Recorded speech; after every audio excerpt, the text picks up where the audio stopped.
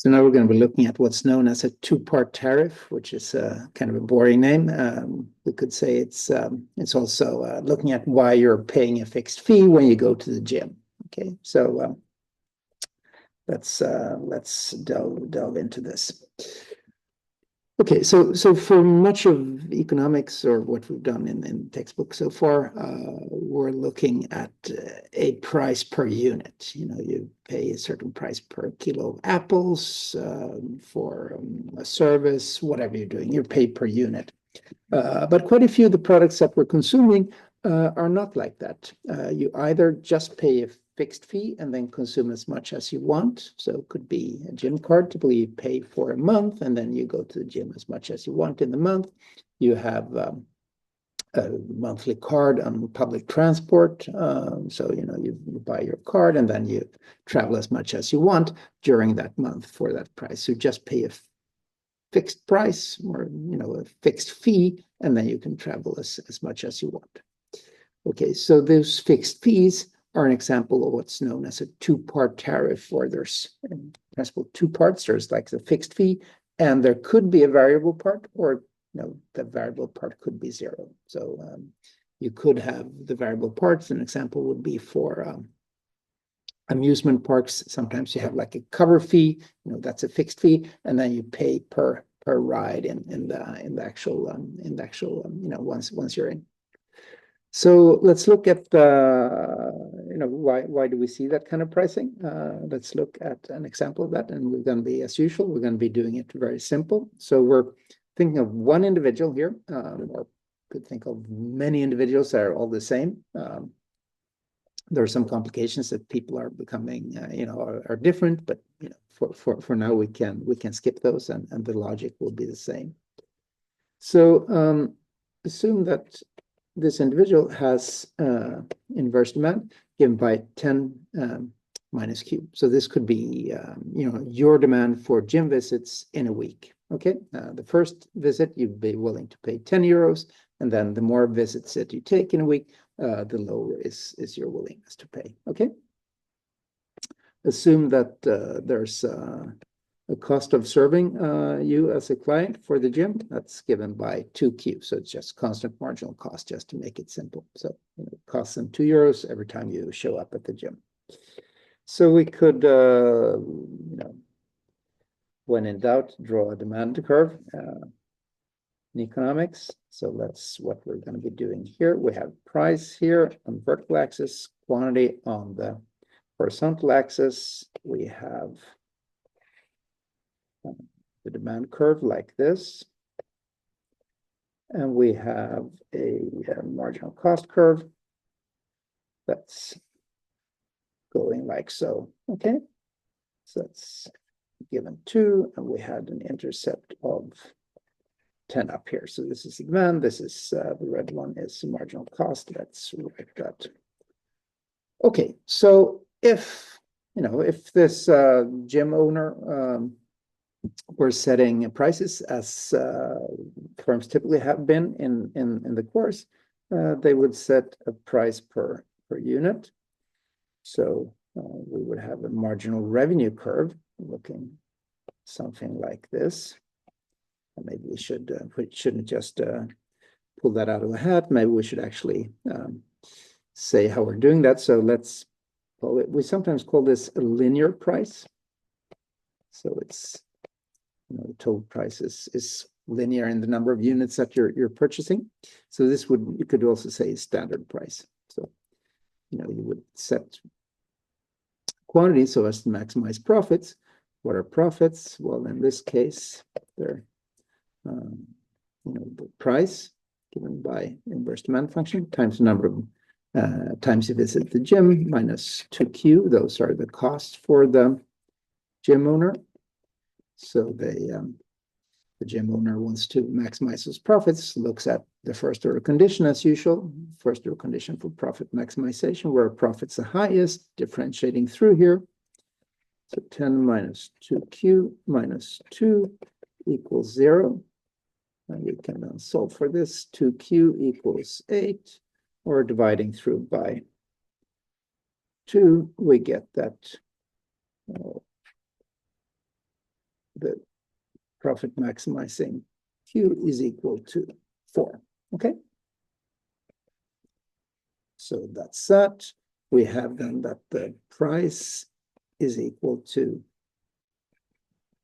just reading off 10 minus 4, it's 6. Just inserting the profit maximizing quantity into the demand function. And profits in this case would be here, just a simple case, 6 minus 2. Since we have simple case because we have no fixed cost and constant marginal cost. So it's 6 minus 2 times 4. So profits are equal to 4 times 4 equals 16 euros. Okay. So that's all standard. Now let's see, why would a firm want to use a fixed fee? Why would it want to have something else than this linear price? Well, there are two ways to think, or, there's several ways, but one way of thinking is that, well, there's, in some sense, the firm is giving the me as a gym goer some consumer surplus here. I would be willing to pay more than 6 for the first visits. So in some sense, there's a loss to the gym owner from that. There's also the issue that, I'm not going to the gym more than 4 times, whereas the marginal cost is only 2. So there's a deadweight loss here. In principle, gym owner would be able to sell me additional gym visits, but finds that it's not really worth it because she would need to take a lower price for the first units here. Okay, so these issues could be solved by a combination of fixed and variable fees. So let's first move this up here a bit. So we'll just we'll keep. So linear price, we said that profits were equal to 16. Just have that as a reference. And then let's look at a 2-part tariff. So we'll do that in, say, blue. Okay, so a 2-part tariff. Okay, so we said that, there are 2 sources of inefficiency here from the perspective of the gym owner. They were giving me surplus by not charging the maximum willingness to pay for the first visits, and there was a deadweight loss. Okay, so we could think, what would be the price at which my consumer surplus would be maximized? Well, that's a price of 2, right? Price equal to marginal cost. So assume that we set the price for the gym visits equal to 2. How many times will I go to the gym then? Well, I'll go, we have 2 equals 10 minus Q, or using the inverse demand function, or Q equals 8. So I'll be going 8 times to the gym in this case. So in principle, that's all fine and well. I get a lot of consumer surplus here. I go to the gym 8 times in a week, I work out, very happy. But then, of course, no profit through gym owner. But now comes the neat part from the perspective of the gym owner. They can charge a fixed fee, right? How much or how high can that fixed fee in principle be? Well, in principle, it could be all of the consumer surplus. Okay, there's going to be some constraints. I might be pissed off, etc. But just to get out the intuition, disregard that for a while, and see what's the maximum value that this gym owner could charge.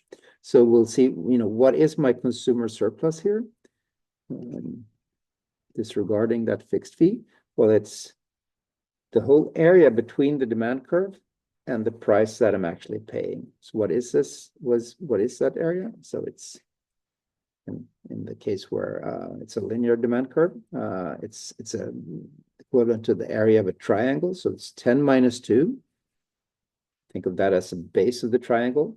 The height of the triangle, we could think of that as 8, right? And the area of a triangle, is we need to divide by 2 to get that area. So this is equal to 64 divided by 2. So that's 32. Okay. So that's essentially what this gym owner could charge as a fixed fee. Okay. So this is a 2-part tariff. She charges 32 euros for you to go working out during a week, and then you pay 2 additional euros for every time you work out. So that's a 2-part tariff. What's the profits from that, from the gym owner? Well, it's 32. Okay, so you can see, that's a huge difference. It's actually double. So by just changing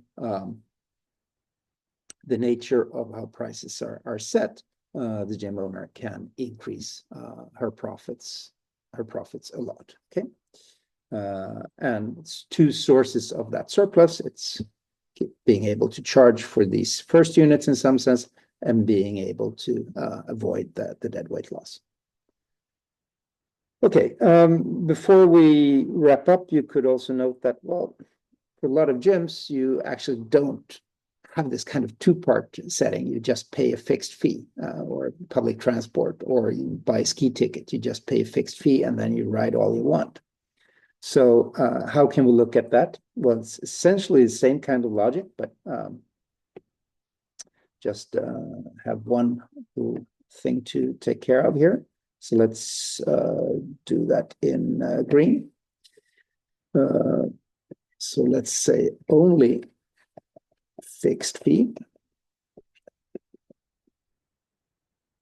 So essentially, the price per unit, the additional price per unit is 0. Okay. So so then, you will be consuming 10 units. You'll be going 10 times to the gym, just the intercept of the demand curve with the horizontal axis.